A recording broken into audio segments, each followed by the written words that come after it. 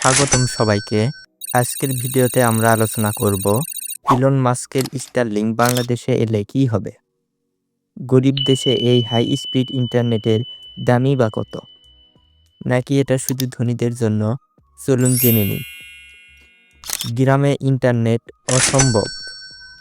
বাংলাদেশের 60% গ্রামে এখনো ভালো ইন্টারনেট নেই।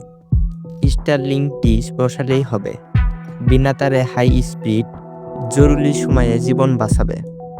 মনে আছে সিডর একই অবস্থা হয়েছিল।